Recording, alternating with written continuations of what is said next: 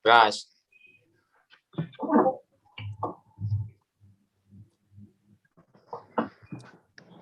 Sejarah perkembangan dan kedudukan bahasa Indonesia disusun oleh kelompok A. 1. Priscilla Pridayanti Simbolon. 2. Alfian Anugrah. 3. Ivan Kristiantus Tepuh. 4. Ikuan Ahmad Ibri. 5. Devin Prince Alfrando. Sejarah perkembangan bahasa Indonesia. Yang pertama, sejarah bahasa Indonesia sebelum Sumpah Pemuda. Bahasa Indonesia yang berkedudukan sebagai bahasa nasional sejak tahun 1928 dan berkedudukan sebagai bahasa negara sejak tahun 1945 berasal dari bahasa Melayu.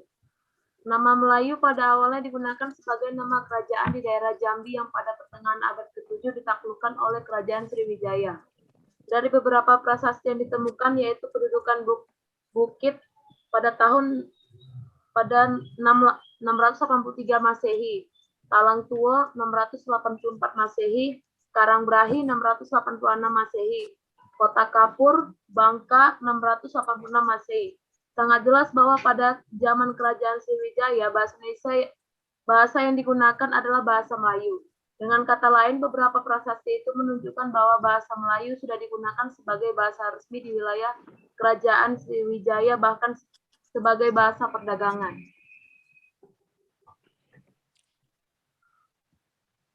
Yang nomor 2, tolong dibaca. Yang lain, Alfian atau Ivan? Saya, Kak. Saya Ivan Kristiantus Tepuh, NPM saya 2184000214. Saya akan membacakan pada bagian kedua, yaitu sejarah bahasa Indonesia setelah Sumpah Pemuda. Pada tahun 1928, bahasa Indonesia dikukuhkan kedudukannya sebagai bahasa nasional. Bahasa Indonesia dinyatakan kedudukannya sebagai bahasa negara pada tanggal 18 Agustus 1945. Karena pada saat itu, Undang-Undang Dasar 1945 itu disahkan sebagai Undang-Undang Dasar Negara Republik Indonesia. Di dalam Undang-Undang Dasar 1945 disebutkannya bahwa bahasa negara adalah bahasa Indonesia, atau pada pasal 36. Proklamasi Kemerdekaan Republik Indonesia pada tanggal 17 Agustus 1945 telah mengukuhkan kedudukannya dan fungsi bahasa Indonesia secara konstitusional sebagai bahasa negara. Kini bahasa Indonesia dipakai oleh berbagai lapisan masyarakat Indonesia.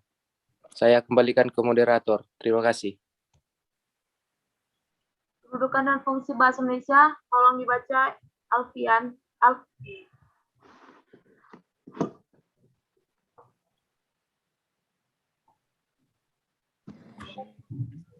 Mana nih Alfian ini?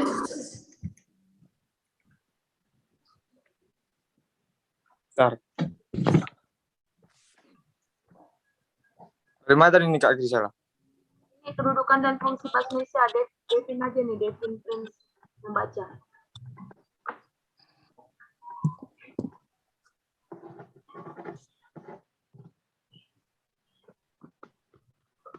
Baca Bang.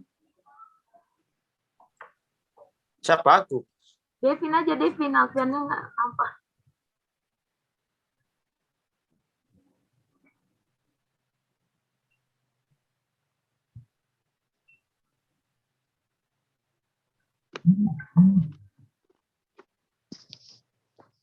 Saya aja yang baca ya. Kedudukan dan fungsi bahasa Indonesia. Kedudukan dan fungsi bahasa Indonesia sebagai bahasa nasional. Tanggal 28 Oktober 1928, pada Hari Sumpah Pemuda lebih tepatnya, dinyatakan kedudukan bahasa Indonesia sebagai bahasa nasional memiliki fungsi-fungsi sebagai berikut. Yang pertama, bahasa Indonesia sebagai identitas nasional. Yang kedua, bahasa Indonesia sebagai kebanggaan bangsa. Yang ketiga, bahasa Indonesia sebagai alat komunikasi. Yang keempat, bahasa Indonesia sebagai pemersatu bangsa yang berbeda suku, agama, ras, dan adat istiadat dan budaya. Kedudukan dan fungsi bahasa Indonesia sebagai bahasa negara. Dalam Undang-Undang 1945 Bab 15 Pasal 36 telah ditetapkan bahasa Indonesia sebagai bahasa negara. Dengan demikian, selain berkedudukan sebagai bahasa nasional, bahasa Indonesia juga berkedudukan sebagai bahasa negara. Berikut merupakan fungsi dan kedudukan bahasa Indonesia sebagai bahasa negara hasil perumusan seminar politik bahasa nasional yang diselenggarakan di Jakarta pada tanggal 25 sampai 28 Februari 1975, yaitu yang pertama, bahasa Indonesia sebagai bahasa resmi kenegaraan.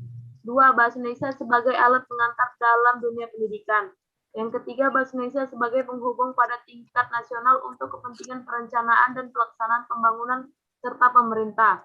Yang keempat, bahasa Indonesia sebagai pengembangan kebudayaan nasional, ilmu, dan teknologi. Oke, terima kasih. Untuk saya keserahkan untuk kelompok B.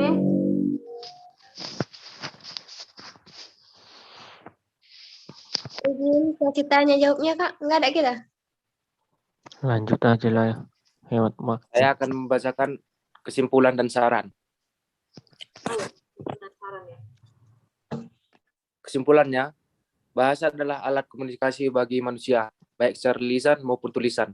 Bahasa berperan penting dalam memajukan pembangunan masyarakat dalam berbagai aspek kehidupan yang akhirnya mendorong kemajuan dalam pembagian bangsa.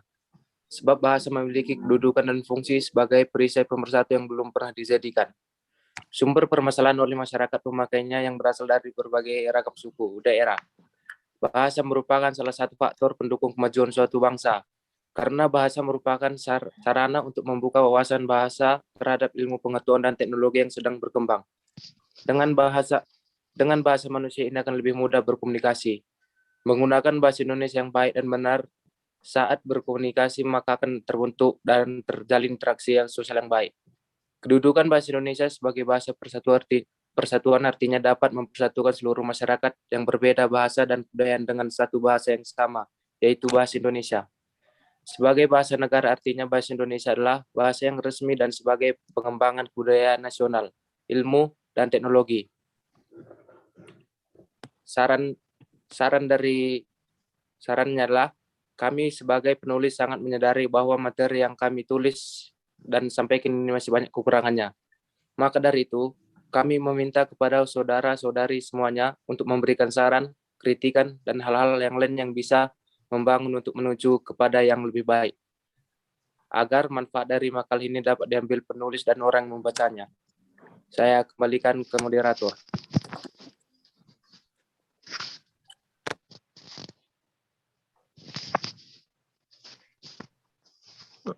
Oke, saya rasa tidak ada lagi kekurangannya atau sarannya. Kita lanjut aja ke kelompok B biar hemat waktu.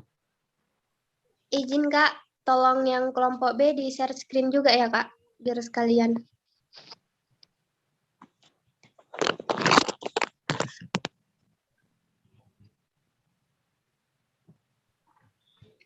Bisa, Kak Kris? Bentar ya. Ya. Coba dikirim ulang apanya ke filenya kelompok B.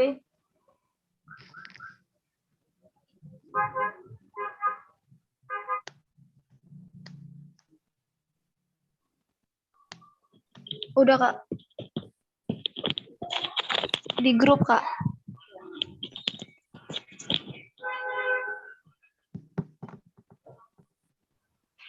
Ya. Sudah kan? Minit.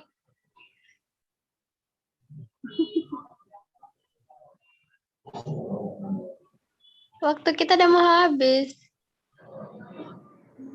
Pulangnya kita tadi langsung masih apa? Ulangi lagi. Ya, oke. Ulangi aja lah ya berarti ya. Tapi langsung di situ masuk langsung presentasi, jangan lagi lama-lama, Kak, biar Oke. keburu. Linknya siapa yang buat? Bang Alfian tadi. Halo, Kenapa? Bi. Apa Halo. kabar? Ya, sehat. Gimana? Buatlah link barunya. Oh, buat yang baru, Kak. Ya, jangan. Iya. Oke. Oke, baik, kita mulai. Nampak ini. Assalamualaikum, selamat pagi semuanya, salam sejahtera. Waalaikumsalam. Pagi. Waalaikumsalam warahmatullahi wabarakatuh. Jadi kami dari kelompok B ingin mempresentasikan tentang memproduksi teks akademik yang beranggotakan 5, diantaranya Merwat, Ade Putri, Cindy, Salsa, dan Rivalino. Pengertian teks akademik yang akan dibacakan oleh Ripal. Kepada Saudara Ripal, saya persilakan. Baik. Terima kasih. Saya akan menjelaskan tentang apa itu teks akademik. Teks akademik atau yang sering juga disebut teks ilmiah adalah tulisan yang diperoleh sesuai dengan sifat keilmuannya dan didasari oleh hasil pengamatan, peninjauan, penelitian dalam bidang tertentu, disusun menurut metode tertentu dengan sistematika penulisannya yang bersantun, bahasa, dan lainnya dapat dipertanggungjawabkan kebenarannya atau keilmiahannya. Terima kasih. Baik, terima Saya kasih. kembalikan kepada moderator. Kemudian yang kedua ada ciri-ciri teks akademik yang akan saya jelaskan sendiri. Jadi di sini ciri-ciri teks akademik terdiri dari 4 bagian. Yang pertama sederhana, yang kedua padat, objektif, dan yang keempat logis. Kenapa dikatakan sederhana? Karena setiap teks akademik itu dia harus memiliki struktur yang sederhana, tidak ribet sehingga para pembacanya mengetahui isi dari teks akademik tersebut. Dan juga isi dari teks akademik tersebut harus padat, tidak boleh isinya diragukan oleh para pembaca dan kurang dimengerti oleh pembaca, serta objektif dan logis. Logis di sini maksudnya adalah bisa diterima oleh pikiran kita. Kemudian yang ketiga ada perbedaan teks akademik yang akan dibacakan oleh Saudara Merwat untuk teks akademik tulis ilmiah dan teks non-akademik akan dibacakan oleh Saudari Cindy. Kepada Saudara Merwat saya silahkan. Oke, terima kasih buat moderator. Ini slide-nya yang mana ini? Yang perbedaan. Ini nggak bisa sama aku, masih cuma di contoh teks akademik. Tolong buat hostnya digeser lagi. Terus Masih di atas kita, Bang, belum ke Mas, bawah. ini perbedaan teks akademik, Bang Mer. sama saya yang muncul masih contoh teks akademik. Berarti Oh, tarik. Udah. udah dapat. Ayo. Oke, akan saya jelaskan perbedaan teks akademik. Teks akademik atau tulis atau ilmiah. 1. Sederhana dalam hal struktur kalimat. Kedua, padat informasinya. Ketiga, banyak akan kata-kata leksikal. Yang keempat, banyak memanfaatkan nominalisi. Yang kelima, banyak memanfaatkan istilah teks. Yang keenam, banyak bersifat taksonomi dan abstrak. Oke, saya kembalikan kepada moderator. Kemudian kita lanjutkan yang teks non-akademik, lisan non-ilmiah yang akan dijelaskan. Kepada Kak Cindy saya persilahkan.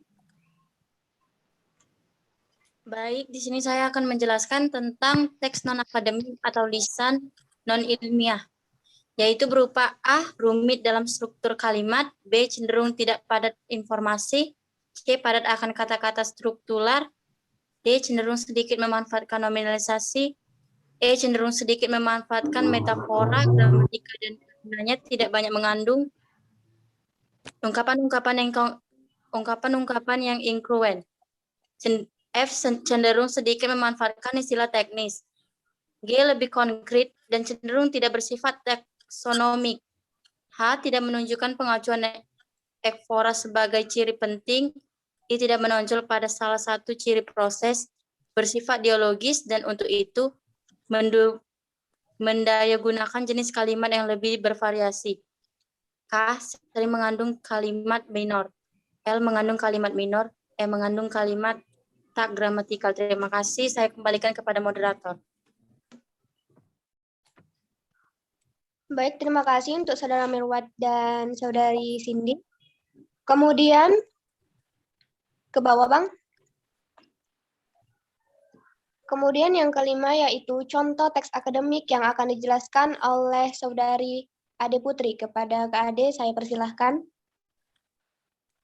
Contoh teks akademik terdapat antara 5. 1. Ulasan buku. Ulasan buku disebut juga dengan resensi. 2. Proposal. Proposal atau susunan rencana kerja. 3. Laporan. Laporan dibagi menjadi 2, yaitu laporan peneliti dan laporan kegiatan. 4. Artikel ilmiah. Artikel ilmiah dibagi menjadi 2, artikel penelitian dan artikel konseptual. Yang kelima, skripsi, karya tulis ilmiah resmi akhir seorang mahasiswa. Sekian, saya kembalikan kepada moderator. Baik, terima kasih Kak Ade. Jadi teman-teman, di sini kesimpulannya, teks akademik itu atau teks ilmiah merupakan teks yang dapat dipertanggungjawabkan secara keilmuan. Kenapa dikatakan demikian? Karena teks akademik ini berdasar pada keilmuan, sedangkan teks non-akademik atau teks non-ilmiah ini adalah karya yang penulisannya tidak didukung oleh fakta yang biasanya hanya berdasarkan fakta pribadi. Contohnya seperti cerpen tadi. Cerpen termasuk karya sastra prosa yang dia tidak berdasarkan fakta, dia hanya berisi karangan dari ide penulis. Berdasarkan ciri karya tulis ilmiah dapat ditarik sebuah benang merah bahwa karya tulis ilmiah merupakan kajian atau sebuah masalah tertentu yang tujuan pembahasannya harus mampu memberikan alternatif. Sekian yang dapat saya sampaikan dan teman-teman sampaikan. Kurang lebihnya kami mohon maaf. Saran dari kami adalah kami di sini sebagai penulis sangat banyak kekurangannya. Maka dari itu kami sangat menerima segala kritikan dan juga saran. Terima kasih. Apakah di sini ada yang ingin memberikan saran atau ada yang ingin bertanya? Jika tidak ada, presentasinya akan kita tutup.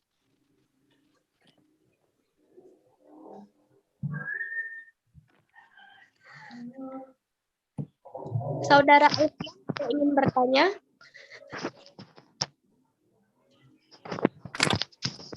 Tutup aja lah, Kak. Enggak. Jangan makan GrabFood aja, Bang. Baiklah, teman-teman. Mungkin sekiranya ilmunya dapat diterima ya.